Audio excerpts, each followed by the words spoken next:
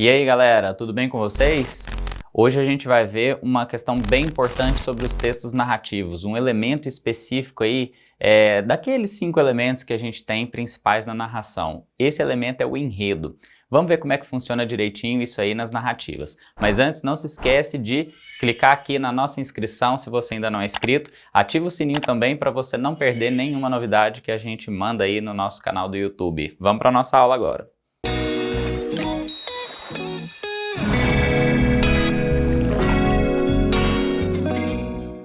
Pessoal, então vamos ver ali os pormenores a respeito do enredo, que é um dos elementos do texto narrativo. Lembra quais são esses elementos? Só vamos recapitular aqui. A gente tem personagens, o enredo, que é o que a gente vai falar hoje, temos narrador, temos tempo, temos espaço.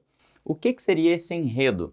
O enredo, gente, na verdade, se trata de um encadeamento de ações. A gente tem ali todo aquele percurso de ações da narrativa. E isso também pode receber o nome de trama. É como se as ações que os personagens desenvolvem tomassem ali um percurso, um rumo, e isso a gente entende pelo enredo da narrativa, certo? Pessoal, o enredo é um elemento que está bem ligado ali à questão dos personagens da narrativa, né? A gente tem aulinha sobre personagens na narrativa, né? Confere depois para você não perder nenhum detalhe. E aí eu trouxe para a gente aqui uma citação do Antônio Cândido, que foi um grande crítico literário brasileiro, né? Referência aí nos estudos literários, e ele fala um pouquinho sobre essa questão da ligação do enredo com os personagens. Veja o que ele diz. O enredo existe através dos personagens. As personagens vivem do enredo. Enredo e personagem exprimem ligados os intuitos do romance, a visão da vida que decorre dele, os significados e valores que o animam. Então vejam como é importante essa relação do enredo com os personagens, né? É por meio dessas ações dos personagens que o enredo vai se construindo. E se o enredo se constrói, a gente tem a nossa história ali já bem formada. Os enredos das narrativas, eles podem ser construídos de formas variadas. A forma mais tranquila, mais clássica que a gente encontra por aí é o enredo linear. É aquele tipo de história que começa, por exemplo, numa situação ali de início, uma situação inicial, que pode ser considerada a introdução do texto narrativo, né? Nessa situação, a gente é apresentado aos personagens da obra, ao espaço, à primeira ambientação, certo? E esse enredo ele vai ganhando espaço, ele vai sendo conduzido de maneira linear. Essa situação inicial, ela vai passar por uma situação complicadora, certo? As narrativas elas começam a ganhar um pouco mais de forma e chamar mais a atenção do leitor a partir desse complicador.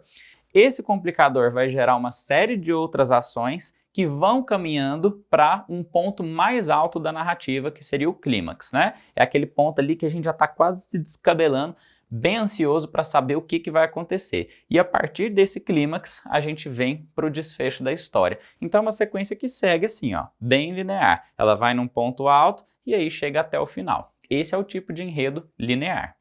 Nem sempre os enredos precisam seguir essa sequência certinha, linear. Às vezes a gente vai ter histórias aí que começam pelo final, histórias que, à medida que a história progride, a gente vai tendo ali algumas digressões. É o tipo de enredo não linear. Vocês já viram, por exemplo, algum tipo de filme que começa pelo final? Por exemplo, tem a cena final, aí volta, vai voltando até o ponto de início. É um exemplo de enredo não linear, né? A gente fala muito de filmes, que é uma narrativa assim, um pouco mais popular, mas isso também é presente na literatura.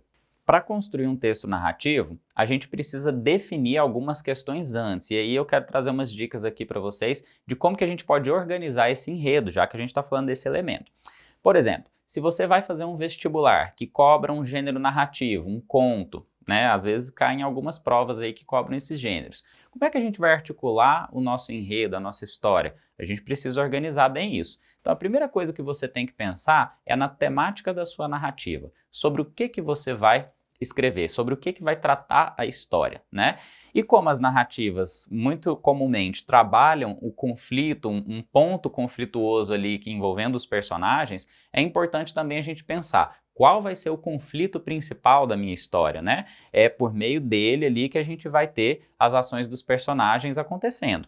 Outro ponto importante é definir se o nosso enredo vai seguir um ponto linear ali de sequência ou se a gente vai construir um enredo não linear. Tudo isso ajuda a gente a construir uma boa narrativa. E aí você vai pensando nos demais elementos da narrativa, como os tipos de personagem, o tipo de foco narrativo que será construído, né? Se o narrador ele vai ser em primeira pessoa, se ele vai ser em terceira pessoa. E a partir do ponto que a gente vai definindo esses elementos, fica mais fácil da gente construir o nosso texto. E aí, tudo bem definido, tudo bem pontuado, mãos à obra. Pode começar a escrever a sua história. Pessoal, vamos tentar imaginar isso agora, seguindo ali uma narrativa já conhecida. Eu peguei aqui um exemplo que eu acho que muita gente conhece, né? Talvez seja um dos textos mais conhecidos da literatura, o famoso Romeu e Julieta. Olha como que a gente pode perceber essa sequência do enredo linear a partir dessa narrativa. Vamos lá. O que a gente entende ali? Numa situação de início, né, que é aquele ponto inicial da história, a gente vai ter duas famílias, na verdade, da cidade de Verona, que vivem em conflito. O leitor é apresentado a esse conflito logo de cara, as famílias não se gostam e a gente tem essa situação de início. Mas aí, qual que seria o complicador dessa história? Bom, o grande complicador é aquele momento em que o Romeu conhece a Julieta, porque são famílias opostas, são famílias rivais, e a partir do momento que o Romeu se apaixona pela Julieta, né, o cara entra meio ali clandestino numa festa, disfarçado, para saber o que está acontecendo, e aí ele encontra a Julieta. É o famoso amor à primeira vista, né? Quando a gente tem essa situação, a gente já sabe que começou um grande problema no nosso romance. Eles não podem se apaixonar, mas eles se apaixonam. Esse é o ponto complicador. E a partir dele, a gente vai ter uma série de outras ações que vão caminhando para um ponto alto de clímax. Qual que seria o ponto alto, assim, o mais agoniante, o mais angustiante dessa narrativa do Shakespeare? Bom, não sei se vocês lembram, aquele momento em que eles precisam receber os avisos, as cartas, explicando o plano deles para fugirem, né? Em que um vai se fingir de morto e tudo mais, e aí a carta não chega. Você vê ali o desespero dos personagens, você vai chegando naquele ponto alto e você pensa, pronto, a tragédia já está anunciada. E esse é o ponto alto da narrativa. Essa narrativa especificamente, ela tem um desfecho que não é feliz, né? Tanto é que se trata de uma tragédia. E esse desfecho ele vai mostrar ali a morte dos dois amantes e no final as famílias em luto. E aí a história termina nessa parte. Bom, então deu para perceber ali como que os enredos podem ser construídos, né? Não é simplesmente você elaborar uma história, você tem que levar em consideração uma série de fatores, de características para a gente construir uma história bacana, construir um enredo que prenda a atenção do leitor. Espero que vocês tenham gostado, muito obrigado pela atenção. E não se esqueçam, aproveitem aqui os links na descrição do nosso vídeo para você ter acesso a mais conteúdo do Brasil Escola. Não se esqueça de nos acompanhar nas redes sociais. Espero vocês para a nossa próxima aula. Um abraço!